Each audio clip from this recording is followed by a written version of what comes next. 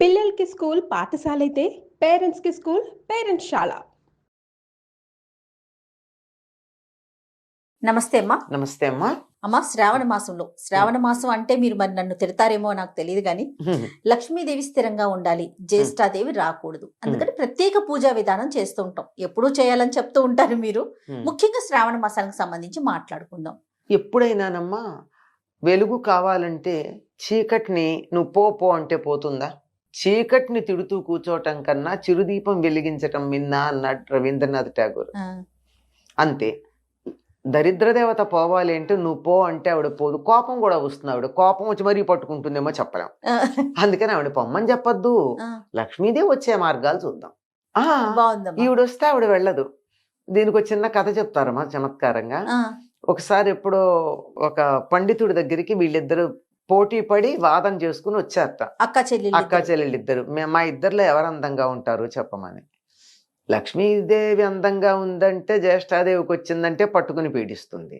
జ్యేష్ఠాదేవి అందంగా ఉంటుందంటే లక్ష్మీదేవి అలిగి వెళ్ళిపోతే రెండూ నష్టమే. ఏది చెప్పినా. ఎవరు పెద్దని అంటారమ్మా శాస్త్రం ప్రకారం? జ్యేష్ఠాదేవి పెద్దది, దరిద్ర దేవత పెద్దది. అందుకే పెద్దమ్మ అంటూ ఉంటాం.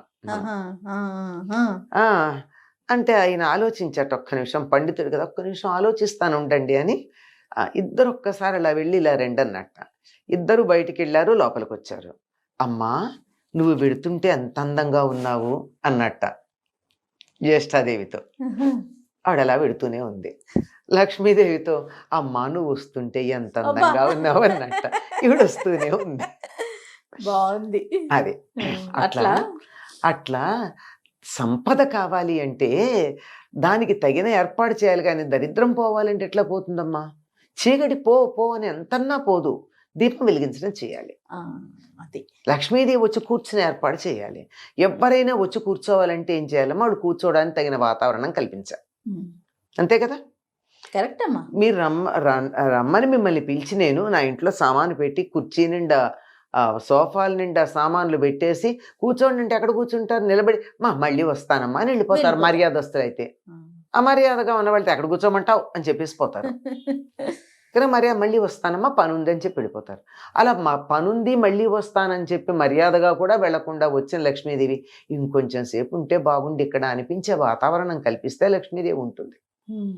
అది కల్పించవలసినటువంటి బాధ్యత లక్ష్మి రావాలి అంటే ఆవిడ తాను ఉంటానని చెప్పినటువంటి ప్రదేశాలు ఏవైతే ఉన్నాయో వాటిని ఒక్కసారి గుర్తు చేసుకుని తదనుగుణంగా మన ఇంటిని ఉంచుకోగలిగితే లక్ష్మీదేవి స్థిరంగా ఉంటుంది. ఆవిడకున్న నామాల్లోనే మొట్టమొదట చెంచలాయే నమః. ఆవిడ అథాంగ పూజ చేసేటప్పుడు మొట్టమొదటి రథ అంటే ఇక అనమాట. అవయవాలన్నిటినీ పూజ చేసేటప్పుడు చెంచలాయే నమః పాదవ పూజయామి, చపలాయే నమః జానుని పూజయామి. ఆవిడ నామాలే చెంచల చపల. అంతే. అలా ఉంటేనే దానికి విలువ. కదలకుండా ఉంటే డబ్బు కూడా కంపు కొడుతుంది. అవునమ్మా, మురిగిపోతుంది. అంచేత ఆవిడ కదులుతూ ఉండాలి. అందుకే ఇంగ్లీష్లో కరెంట్ అన్నారు, కరెన్సీ అన్నారు డబ్బుని కదా. కరెంట్ అంటే ప్రవాహం. అది ప్రవహించినంత కాలం అది బాగుంది. తీసుకెళ్ళి దాచిపెట్టామంటే స్విస్ బ్యాంక్ లో గోవింద. అంతే కదా. అక్కడి నుంచి తెచ్చుకున్న వాళ్ళ సంఖ్య చాలా తక్కువ అండి. స్విస్ బ్యాంక్ లో పెట్టిన వాళ్లే తప్ప తెచ్చుకున్న వాళ్ళు చాలా తక్కువ. దాని చాలా పెద్ద ప్రాసెస్ ఉంటుంది. అది చాలా వ్యవహారం. మొత్తం ఆ దేశంలో ప్రతి మనిషికి సుఖంగా ఉండవలసినంత సొమ్ము ఉందిట. ఒకసారి ఎన్నో సంవత్సరాలు ఎన్నో నోటీసులు ఇచ్చి ఇంకెవరూ క్లెయిమ్ చేయని దాన్ని ఓపెన్ చేస్తే ఉంటే అప్పుడు ప్రభుత్వం ఒక చిన్న అనౌన్స్మెంట్ చేసిందిట. ఇంత డబ్బు ఉంది, ఉన్నట్టయితే ఒక్కొక్క మనిషికి ఇంత వస్తుంది, అది మీరు తీసుకుంటారా లేక దేశ పురోభివృద్ధికి ఏదన్నా కార్యక్రమాలు చేయమంటారని రెఫరెండం అడిగితే 98% పీపుల్ దేశాభివృద్ధికి చెయ్యండి మాకు అక్కర్లేదన్నట్ట. అన్న వరకు బాగానే ఉంది. కానీ వాళ్ళంతా కలిసి కంప్లైంట్ ఇచ్చారట. ఈ 2% ఎవరున్నారో వాళ్ళని చూపించండి, వాళ్ళ దేశద్రోహులు, వాళ్ళ సంగతి మేము చూసుకుంటామని. అంత దేశభక్తి. అందుకని దేశాలు బాగుపడతాయి. అందుకని లక్ష్మి ఉంటుంది. లక్ష్మి అక్కడికి చేరడానికి కలిగినటువంటి కారణం అది. ప్రపంచంలో అన్ని చోట్ల ఉన్నటువంటి నల్ల డబ్బు అక్కడికి చేరి తెల్లబడిపోయిందే. ఎందుకంటే అక్కడ ఉన్నటువంటి దేశభక్తికి. కనుక అటువంటి నిజాయితీ అయిన మనసున్న చోట ధనం ఉంటుందమ్మా, లక్ష్మీదేవి ఉంటుంది. కనుక శుచిగా ఉండాలి. వచ్చిన లక్ష్మి కదలకుండా నేను ఉంటానని అనిపించేటట్టుగా ఉండాలి. అంత శుచిగా ఇల్లు పెట్టుకోవాలి ఎప్పుడు కూడా. ఎక్కడా కూడా బూజులు వేలాడుతూ పాత బట్టలు పాత కాగితాలు ఇట్లాంటివి ఏమి ఉండకూడదు. చక్కగా అమ్మ ఆహా అనిపించేట్టు ఉండాలి. అంత శుచిగా ఉండాలి. ఇది బాహ్యమైనటువంటి శౌచం. దాంతో పాటుగా ఎలా ఉండాలి, ఇది కూడా ఉండాలి. మనుషులు కూడా ఇల్లు బాగా పెడతారండి. కొంతమంది మనుషుల్ని చూస్తే అయ్య బాబోయ్ అంటారు. అట్లా కాకుండా శుచిగా ఉండాలి. ధనవంతమైనటువంటి ఖరీదైనటువంటి బట్టలు కట్టుకోమని కాదు, ఉతికినటువంటి బట్టలు, శుచిగా ఉన్న బట్టలు అలా ఉండాలి, నీట్గా ఉండాలి. అంతేకాదు మనసు బాగుండాలి. మనసు బాగుందనడానికి సంకేతం మాట చక్కగా ఉండాలి. దెబ్బలాడుకోకూడదు. ఏ ఇంట్లో అయితే నిరంతరం దెబ్బలాడుకుంటూ ఉంటారో అక్కడ పొరపాటును కూడా అడుగు పెట్టను అని చెప్పింది లక్ష్మీదేవి. ప్రధాన నియమం అమ్మా.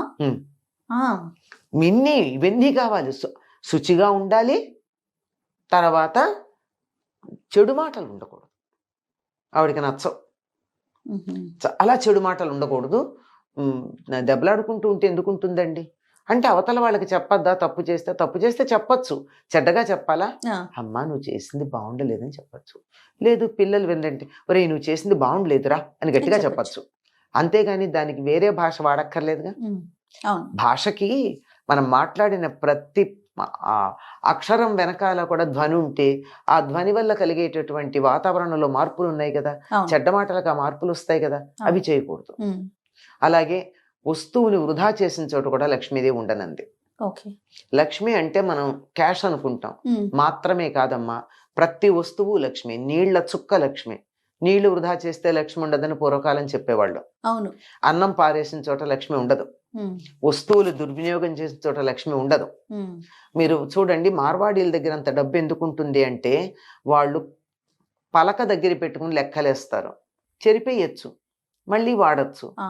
అలాగే మనలాగా కాగితాల మీద వేసి కాగితాలు చింపి పారేయరు. పైగా ఏమన్నా రఫ్ రాయాలన్నా, ఒక నోట్ రాయాలన్నా ఒకవైపు ఖాళీ ఉన్నటువంటి కాగితాలు వాడతారు తప్ప ప్యూర్ వైట్ పేపర్స్ వాడరు. అవును, చాలా జాగ్రత్తగా ఉంటారు. మరి ఏంటి వాళ్ళకేం లేక? వస్తువుని గౌరవించటం తెలుసు వాళ్ళకి. ఎక్కడైతే వస్తువుని గౌరవిస్తారో లక్ష్మి అక్కడ ఉంటుంది. అద్భుతం. చాలా జాగ్రత్తగా ఉండాలి. దేన్ని వృధా చేయ. Optimum use of the material, అక్కడ లక్ష్మి ఉంటుంది. అంటే నా దగ్గర లేక కాదు, దరిద్రం కాదు, కక్కుర్తి కాదు, జాగ్రత్త, గౌరవం. నేను అదే అంటే అన్నం పడేస్తే నువ్వు ఒక్క మెతుకు తయారు చెయ్యి, నీకు పడేసే అధికారం ఉంది. అసలు నువ్వు కృతజ్ఞతతో తినాలి కదా. ఎవరో కష్టపడితే నువ్వు వాళ్ళ శ్రమని తింటున్నప్పుడు దాన్ని వృధా చేయకు. నీకు ఉపయోగం కోసం ఇచ్చారు వాళ్ళు, తిను, వృధా చేయకు. అన్నం మెతికే కాదు, ఏ వస్తువు అయినా అంత నువ్వు తయారు చేయలేవు. తయారు చేయలేని దాన్ని పాడు చేసే అధికారం నీకు ఎక్కడుంది? It is a grace. Generous గా నేను వాడుకోమని ఇచ్చారు, వాడుకో, చక్కగా వాడుకో. ఎక్కడైతే ఇవి పాటిస్తారో ఆ ఇంట్లో లక్ష్మీదేవి ఉంటుందమ్మా. లక్ష్మి అంటే క్యాష్ మాత్రమే కాదు, సంతోషం, ఆనందం, సుఖం, శాంతి, హాయి ఇవన్నీ ఉంటాయి. ఇవన్నీ కావాలన్నప్పుడు ఈ నియమాలు పాటించాలి.